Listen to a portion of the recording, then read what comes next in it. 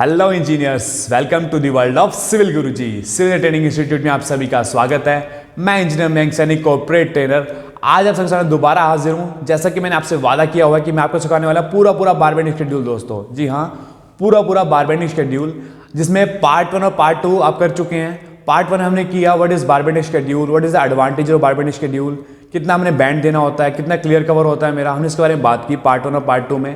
आज हम बात करेंगे what is lap length and what is development length, इसके बारे में बात करते हैं। तो बने रहिए वीडियो के साथ।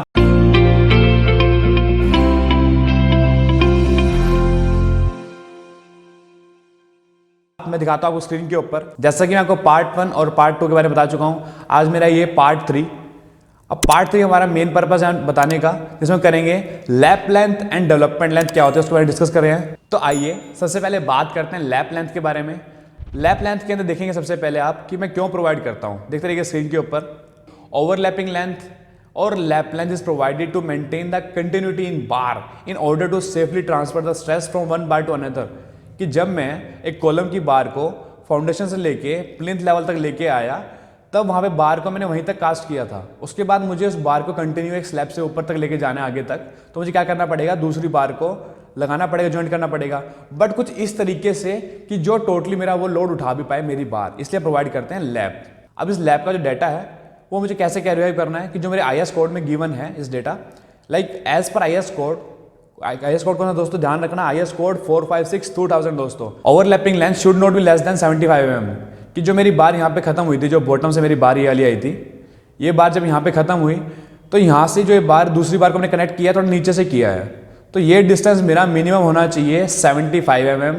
अदरवाइज हमें कितना लेना चाहिए वो 24D to 50D। क्योंकि मेरी बार का डाया 10 mm है, तो उसे मल्टीप्लाई करूंगा मैं 24 से, तो मेरी टोटल जो यहाँ से लेके इस पार्ट से लेके यहाँ तक की जो डेप्थ जा रही है इस बार से लेके ये वाली बार जो मेरी जुड़ेगी, इसका डिस्टेंस होना चाहिए मेरा 240 mm। अगर मैं 10 mm की बार यूज कर रहा हूँ, मिनिमम 24D एंड 50D भी। 50D अगर कितना हो गया मेरा 10 मल्टीप्लाई बाय 50, तो मेरा कितना हो गया 500 mm यहाँ से लेके यहाँ तक का मेरा डिस्टेंस होना चाहिए। प्रोवाइड क्यों करता हूँ, जो मेरा स्ट्रेस है वो सेफली प्रोवाइड करने के लिए पूरे कॉलम के अंदर, इसलिए प्रोवाइड करता हूँ मैं लैपिंग। तो इतना क्लियर हो गया दोस्तों आपको। अब चलते हैं मेन पर्पस के ऊपर कि हमें बातें क्या क्या ध्यान रखनी चाहिए जब मैं कॉलम की जो लैपिंग कर रहा हूँ उसमें कौन सा मेरा लैपिंग जोन लगता है, उसके बारे में बात करते हैं। फर्स्ट पॉइंट लिखा है यहाँ पे, lapping should be provided at the center of the column because bending moment at the mid point is 0, so try to lap at mid point. अब दोस्तों इस लाइन से मुझे समझ आ रहा है कि जो मेरा कॉलम है, यहाँ पे दिखाता हूँ स्क्रीन के ऊपर आपको ये कॉलम, इस कॉलम ये बोल रहा है कि जो लैप कर रहा हूँ ऊपर से L/4 छोड़ के और नीचे से L/4 छोड़ के, जो मेरा बीच का एरिया बचा उस पार्ट में L/2 जोन में मैं प्रोवाइड करूंगा अपनी लैपिंग। इसका पहला पॉइंट का मतलब ये था कि मान लेते हैं कि ये मेरी पूरी हाइट थी 3000 और 3000 में L/4 मेरा हो गया 750 mm, एक पार्ट हो गया 750 mm, ऊपर का पार्ट हो गया, तो बीच में मेरा बच गया 1500 mm। तो इस 1500 mm पार्ट के अंदर प्रोवाइड करूंगा लैपिंग। दूसरा पॉइंट पढ़ते हैं, lapping of bar should be provided alternately, lap should not be given at the same point because buckling में होकर। अब इस पॉइंट का मतलब समझते हैं कि मुझे ये तो बता दिया गया है कि मुझे लैपिंग कहाँ करनी है, इस सेंट्रल पार्ट के अंदर करनी है L/2 के जोन में, ऊपर से L/4 छोड़ के नीचे से L/4 छोड़ के, इतना मुझे क्लियर हो चुका है। अभी L/2 जोन के अंदर मुझे लैपिंग करनी है, बट ये क्या बोल रहा है कि चारों बार को एक बार में लैप मत करना, वरना क्या होगा, हमारा बकलिंग हो जाएगी, वहां से मुड़ना शुरू हो जाएगा। दोस्तों हमने ये तो जान लिया कि L/4 में मुझे लैप प्रोवाइड नहीं करना, नीचे L/4 में मुझे लैप प्रोवाइड नहीं करना, सेंटर जोन L/2 जोन में मुझे लैप प्रोवाइड करना है। लेकिन करना क्यों है दोस्तों, मुझे ये भी जानना जरूरी है, क्योंकि मैं एक इंजीनियर हूँ, मुझे टेक्निकल प्रॉब्लम से पता होनी चाहिए कि जब मैं लोड प्रोवाइड करता हूँ जंक्शंस पे, तो जंक्शन सबसे ज़्यादा इंपैक्ट पड़ता है। तो यहाँ पे अगर मैं बैंड प्रोवाइड करता हूँ तो जो मेरी बार्स है वो बाहर की तरफ बैंड होने की कोशिश करेंगी, क्योंकि ये कहाँ पे है, जंक्शंस पे जितना भी होगा लोड ज़्यादा होता है। लेकिन जब वो लोड नीचे की तरफ आया तो वहाँ पे लोड कम हो जाता है दोस्तों। अगर आप नहीं समझ पा रहे तो मैं आपको एक और एग्जांपल देता हूं कि लाइक एक बॉल है, एक बॉल के ऊपर पोजीशन पे हूं और मैं ऊपर एक हैमर ले रहा हूं और ऊपर से मार रहा हूं, बहुत जोर से हैमरिंग करी मैंने।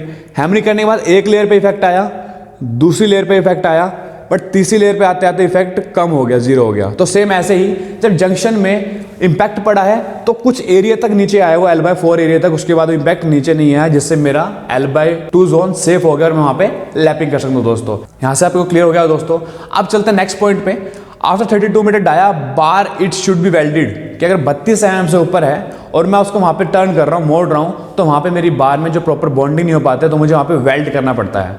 अगर आपको जानना है कि वेल्ड बढ़िया है या मेरा कपलर बढ़िया है या मेरा लैपिंग बढ़िया है, इसके बारे में एक और वीडियो है जो आई सेक्शन के अंदर आपको मिल जाएगी। आप वहाँ जाके चेक कर सकते हैं कि कौन सा मेरा कॉस्ट एफिशिएंट है और कौन सी मुझे लगवानी चाहिए अपने प्रोजेक्ट के हिसाब से।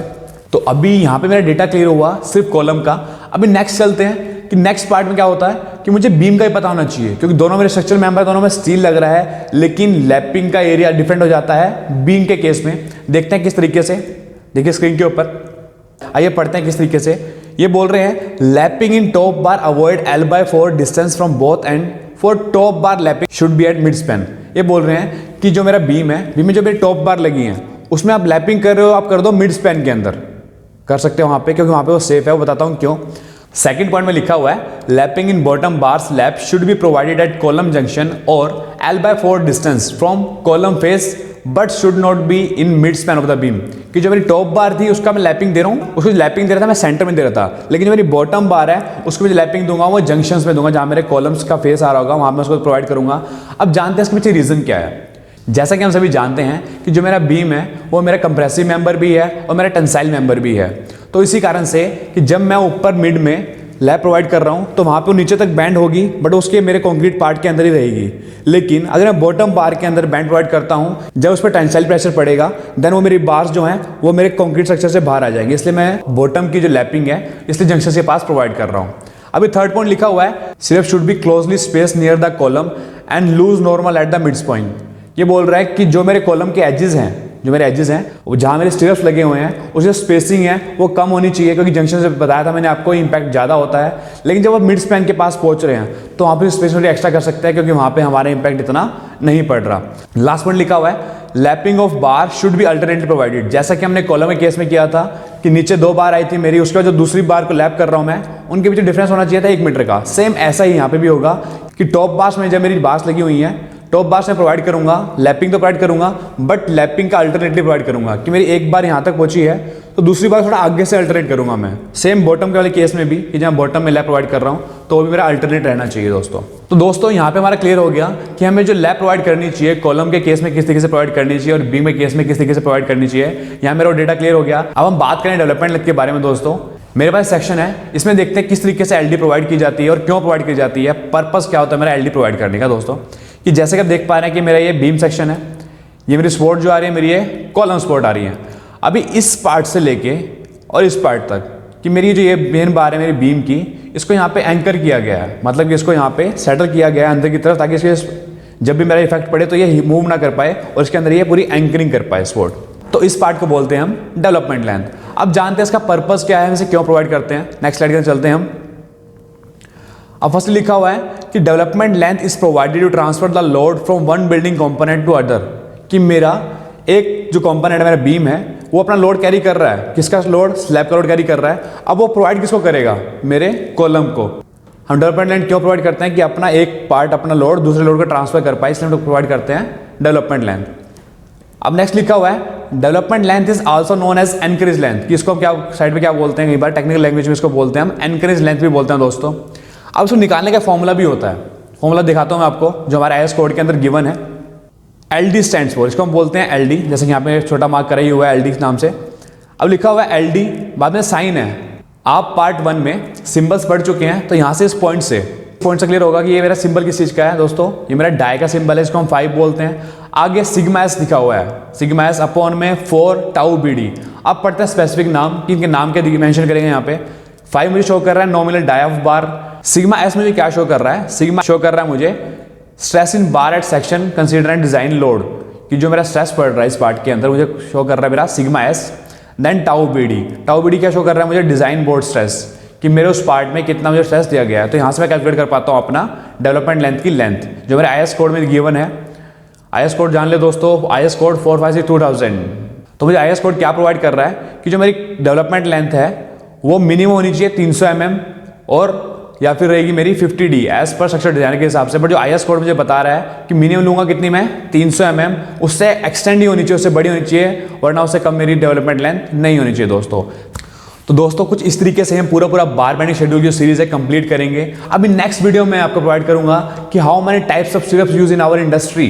तो आज हमने सीखा कि व्हाट इज डेवलपमेंट लेंथ, की डेवलपमेंट लेंथ क्या होती है एंड लैपिंग जोन्स क्या होते हैं मेरे, हर एक पार्ट का मेरा लैपिंग जोन का एरिया क्या क्या होता है, जैसे कॉलम का अलग था और बी के केस में अलग था। तो ऐसे हम पूरी जो हमारी बार बेंडिंग शेड्यूल की सीरीज है उसे कंप्लीट करेंगे। अभी नेक्स्ट वीडियो प्रोवाइड करूंगा मैं आपको how many types of stirrups use in our industry, कि हमारी इंडस्ट्री में कितने तरह के सिरप्स यूज होते हैं, like a circular syrup, diamond syrup, rectangular syrup, square syrup. तो ये कुछ तरह के सिरप्स यूज होते हैं हमारी इंडस्ट्री के अंदर। हम नेक्स्ट वीडियो में बात करेंगे उसके बारे में और हम जानेंगे कि हम किस तरीके से जो मेरी इतनी तरह के सिरप्स यूज होते हैं मेरी इंडस्ट्री के अंदर, कि उसका प्रोसेस क्या होता है कैलकुलेट करने का, किस तरीके से मैं कैलकुलेट कर सकता हूँ उसकी कटिंग लेंथ, उसका वेट कैसे निकाल सकता हूँ मैं। तो दोस्तों जहाँ तक मेरी बात कंटिन्यू डेटा मैं प्रोवाइड कर रहा हूँ, लेकिन आपको अगर कंटिन्यू इन्फॉर्मेशन चाहिए तो चैनल को लाइक कीजिए, सब्सक्राइब कीजिए और बेल आइकन दबाना मत भूलिएगा दोस्तों। तब तक के लिए जय हिंद, जय भारत दोस्तों।